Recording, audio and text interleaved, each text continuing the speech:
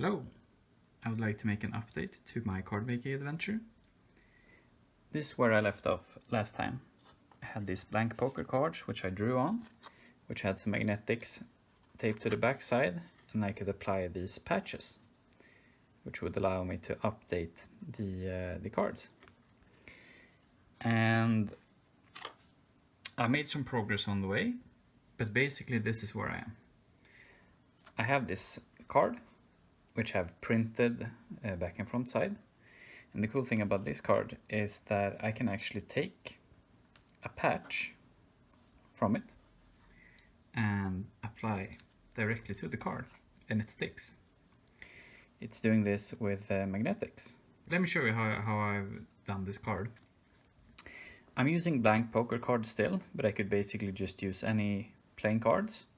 And then I apply magnetic tape on the card, and then I glue them onto the back side of an ordinary card.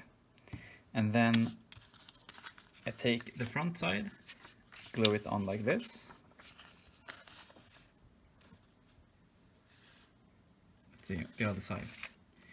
There we go. So the tape matches up with where the sigils would be applied. And then I cut them out according to the back side. I also experimented with making a completely magnetic card. However, they are a bit heavier, and I will go into that a bit later. So all the cards in this batch, all of these, they have magnetic tape in this format, 3 strips from the bottom up. And the squirrel cards, they only have a magnetic strip down below.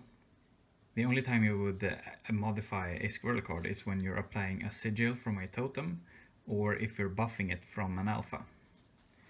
So these only have magnetic strips down here. I also made these cards which have no magnetic tape. I realized that this isn't correct. These can actually be updated. These can actually gain strength from alphas, and they can lose health. They should have magnetic tape on it, but I forgot that. But in the process I realized that these cards, they feel much better. They're much lighter, less heavy.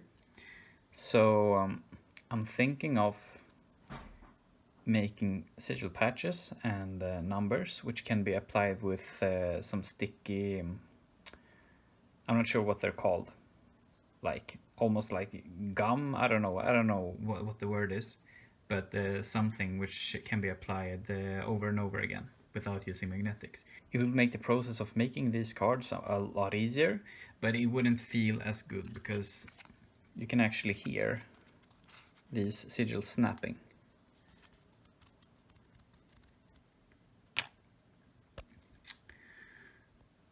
I made this squirrel card completely magnetic, just as a test. So these apply everywhere on the card. They stick everywhere. It is not that easy because I need to align all the tape almost perfectly, and that it isn't that easy if you want to make multiple cards at the same time. Making one card is tedious, so I try to speed up the process by lining up multiple cards next to each other and just... But it makes problems like these where they aren't perfectly aligned. And also, as a side effect, I think this card has a little bump where I accidentally had 2 magnetic strips overlap each other. So you can sort of feel that something is off here, which isn't that nice.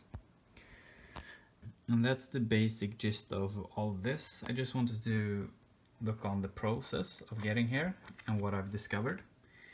So these cards, they actually only have magnetic strips on the side because I sort of forgot that you can have more than 2 sigils applied at the same time.